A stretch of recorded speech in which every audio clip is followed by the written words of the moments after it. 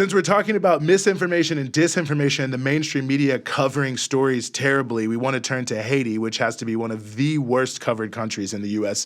media, unfortunately, even though it gets a lot of sensationalistic coverage when major things happening, but a lot of things happening there right now. We want to get you up to speed with the correct context of what's happening in Haiti as a potential invasion looms there, maybe not potential anymore.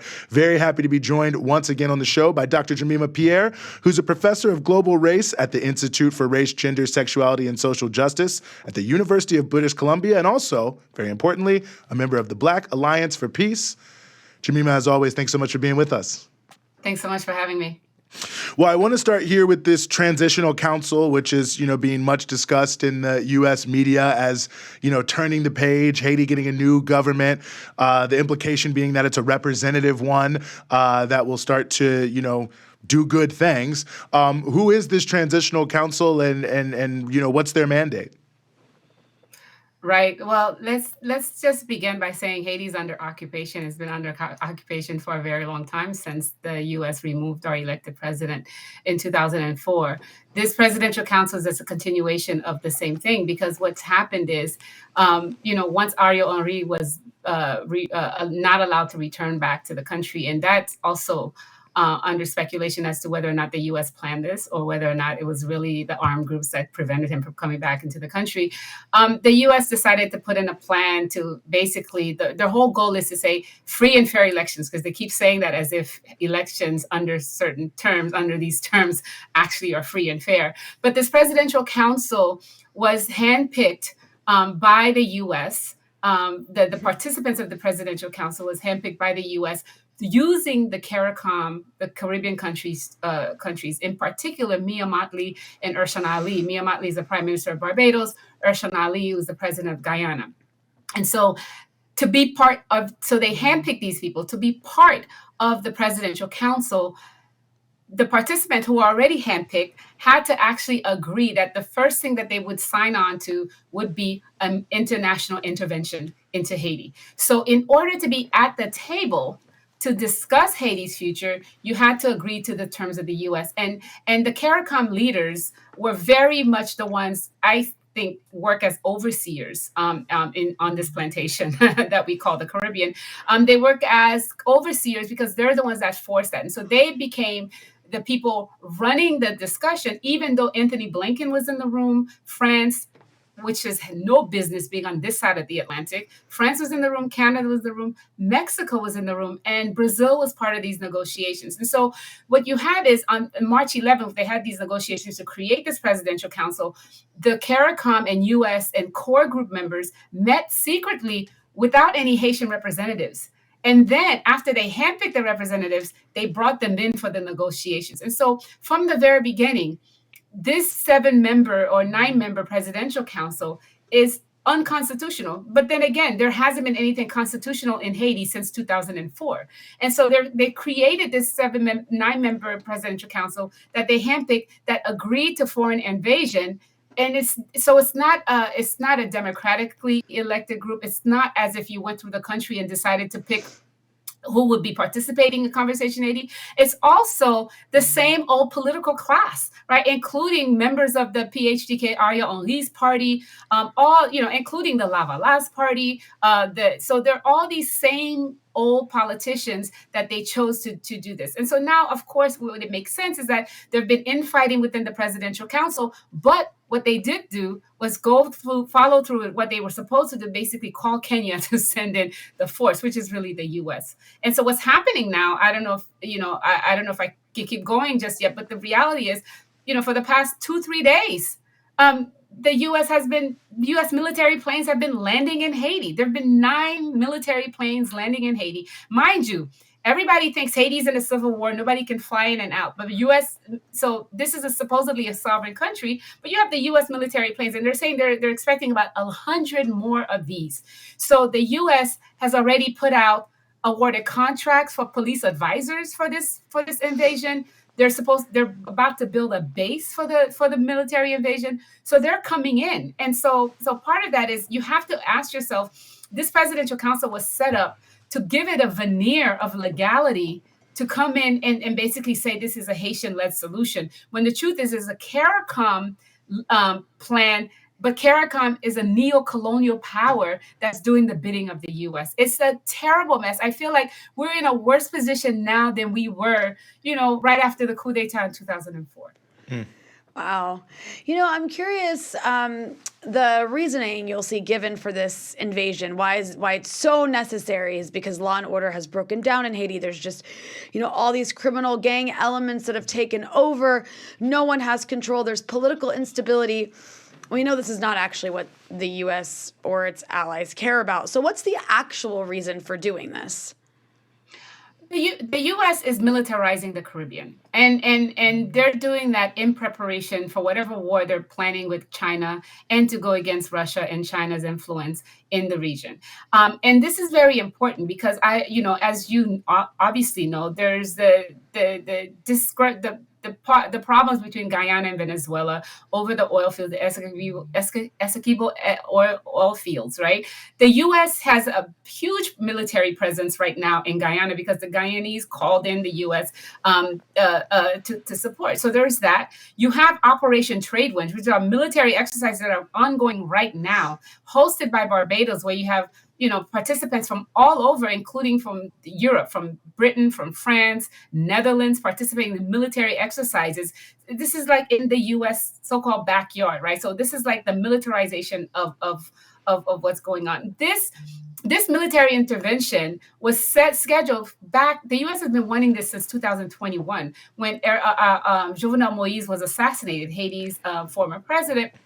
And what they wanted to do was to have this intervention to actually protect Ariel Henry, who was their puppet. And they wanted the intervention. They're saying it was an emergency back in 2022 when people were protesting the removal of fuel subsidies, protesting the rise in insecurity, and the importation of guns and ammunition into the country through these ports, and where the U.S. knows where they're coming from. And I think what's happening is the U.S. actually wants to has always wanted a military presence in Haiti and wants Haiti as a base. In fact, I would point you to this. We published on Black Agenda Report the Global Fragilities Act, which is the U.S. plan for control using the Department of Defense, Department of State, and USAID for its new Monroe Doctrine type policy in the region. In fact, they had a 45-page report called The U.S. Strategy to Prevent Conflict and Promote Stability, 10-Year Strategic Plan for Haiti, which they removed from the website after we started talking about it. But it was on the U.S. Embassy, U.S. State Department website. So they already have a 40, and I can send this so that you can put it under your link, because they have a 45-page plan, 10-year plan. So that means this is not about gangs. This is about U.S. establishing a permanent presence in Haiti in order for them then to maybe use the UN but to do it under the black faces of Kenyans, people from Benin, from the Caribbean, and so on. So it's a new foreign policy where you use proxies to uphold U.S. foreign policy objectives. But if this was about gangs, why would you need to bring 100 plane loads of military presence, of building a base, of doing all these things, putting out contracts to U.S. companies, and so on, in order to quell, a couple hundred people with guns? I mean, that everyone who actually has sense should know better than this. No, I think that's a critically important point. And I think it speaks to another element of this, too. I mean, the whole sort of like, well, there is no other alternative, as if Haitians, have no ability to organize their own lives, their own popular structures. And I was hoping you could talk about that, because even in the context of, the security crisis, I was reading, I think it was in the New York Times, and obviously it was a terrible article, but one of the things that they noted, they were interviewing a guy they were interviewing him because he was standing in front of his neighborhood as part of a self-organized neighborhood thing to protect their own neighborhood. So it's obvious that Haitians are throwing up elements of popular organization in this moment. It's just being ignored in terms of who is favored for leadership by the West. Well, definitely. The reality is there's a racist trope when it comes to Haiti, that these Black people cannot rule themselves. We have to do something. So what you do is you increase the media So you notice Haiti has not really been in the news. Like the gang, you haven't heard that. You just hear now it's like this international intervention coming in. So what you do is you put stories in the media. We know the CIA is good to this, right? You put stories in the media and you have every single Western media repeating the same story over and over again. Haiti is is out of control. Meanwhile, Ecuador has a huge gang problem. Jamaica has had a state of emergency because of gang violence. Mexico has its cartels, but it's Haiti where you have these a small number of group of people who are armed, and these arms are being brought in from the U.S. right through private ports. You have that in the Port-au-Prince region. The rest of the country seems to be okay. Things are going in, but you're telling the world that there's a civil war in Haiti, and we have to do something right now, or else Haiti will go into chaos. They've been saying there's an emergency. This is what the Chinese ambassador and Russian ambassador said the last time they met on Haiti. They're saying that you all have been saying it's an emergency. We have to go into Haiti since 2022. It's 2024. You haven't gone into Haiti. So they're manufacturing consent, but it's the consent works because people have this assumption that these Black people in Haiti are not able to control themselves because they have a long history of violence and so on and so forth. So the consent is easy to manufacture, right? But the reality is, as you say, even after the earthquake, it was Haitians helping each other. It was communities coming together, feeding each other, and so on. And right now, Haiti had the Wakale movement where they're catching the young armed men themselves. So I think it's really interesting to zoom out a bit because of what you're saying about the use of Haiti in this Cold War with China. Where do countries in the region stand on this issue, aside from the Caribbean nations, which you've laid that out? Where do countries is anybody opposing this in the region? Furthermore, can you elaborate a bit on what we're hearing from China and Russia on this intervention that the U.S. is leading in Haiti? Well, to answer your second question first, China and Russia have actually been against this intervention, this call for an intervention from the very beginning. In fact, this vote has been going in front of the UN Security Council since 2022. It's only in October that they abstained. And I'm not sure why they abstained, but I think they abstained because the US was able to get the CARICOM countries, in particular Mia Mottley, to convince people that this operation needs to happen. And so China and Russia have always said that this does not seem like a viable operation. And quickly, before I talk about the Caribbean nations, I want to just let your viewers know, this is not a UN mission. This is not a UN mission.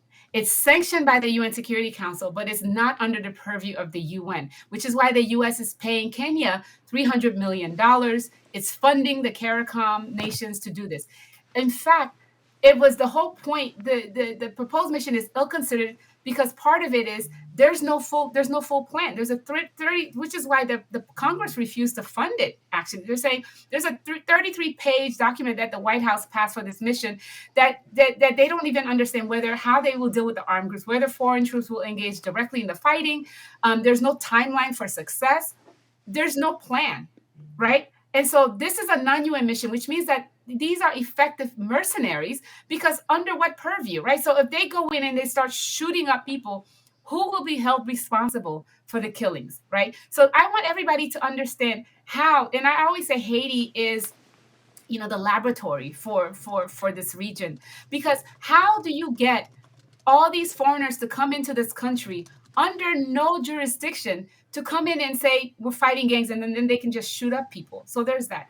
The first part of your question is important because I've always said that the leftism of the Americas crumbled at the door of Haitian sovereignty. There are very few people who are against this military intervention in Haiti. And I have to really shout out the Venezuelan government under Maduro, who absolutely is against this intervention. The other thing is the US, France, and Canada, their colonial hold on Haiti has not allowed any other people to actually help Haiti. The reality is, for me, the international community for us would be Venezuela, Nicaragua, Cuba, these three countries in particular who are against intervention, but they're the ones that should actually be having conversations with us, not France and Canada and the US, the same colonial powers that put us where we are, right? And so part of that is the rest of the Caribbean are neo-colonial governments that are going along with it. The Latin American countries are either staying silent or pushing, especially Lula, are pushing for this intervention. And Lula should know better because in 2004, it was Brazil's army that led